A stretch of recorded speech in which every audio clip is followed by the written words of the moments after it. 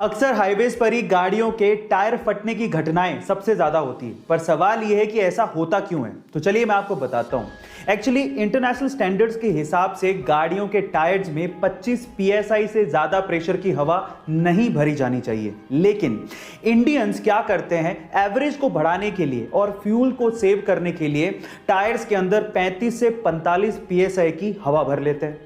अब जब हाईवे पर वो गाड़ी दौड़ाते हैं तो टायर्स इतने गर्म हो जाते हैं कि अंदर की जो हवा है वो फैलने लगती है और फैलने से इतना ज्यादा प्रेशर बन जाता है कि टायर बर्स्ट हो जाता है, टायर फट जाता है। इसीलिए अपने गाड़ियों के टायर्स में 25 psi से ज्यादा की हवा ना भरें।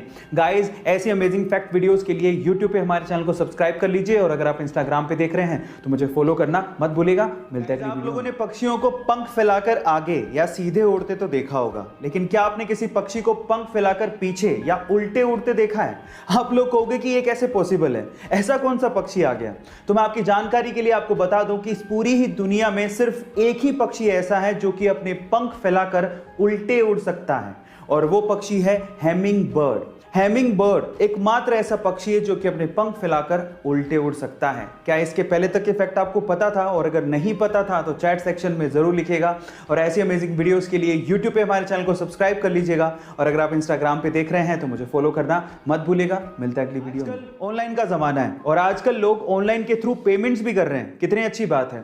आपने भी कभी ना कभी किसी दुकानदार या मर्चेंट के QR कोड को स्कैन करके उसे ऑनलाइन पेमेंट जरूर किया होगा, पर मेरा सवाल यह है कि QR कोड में QR का मतलब क्या होता है? क्या आप जानते हैं? चलिए मैं आपको बताता हूं। इसका मतलब इसके काम में ही छिपा है। मान लीजिए कि QR कोड होता ही नहीं तो आप पेमेंट कैसे करते हैं? आप उसका मोबाइल नंबर लेते या अकाउंट नंबर लेते, फिर उसे एंटर करते, वेरीफाई करते, फिर पेमेंट करते।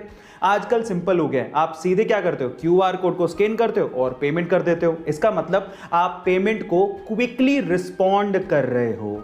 इसका मतलब यही होता है QR, यानी कि क्विक रिस्पॉन्स। गाइस, ऐसे अमेजिंग फैक्ट वीडियोस के लिए YouTube पे हमारे चैनल को सब्सक्राइब कर लीजिए और अगर आप Instagram पे देख रहे हैं तो मुझे फॉलो करना मत भूलिएगा। मिलता है अगली वीडियो में। प्राइज को दुनिया के सबसे प्रेस्टिजियस अवार्ड्स में से एक माना जाता है, लेकिन क्या आपको पता है कि इंडिया में सबसे पहले नोबेल प्राइज किस भारतीय को मिला था और कौन सी फील्ड में मिला था? चलिए मैं आपको बताता हूं।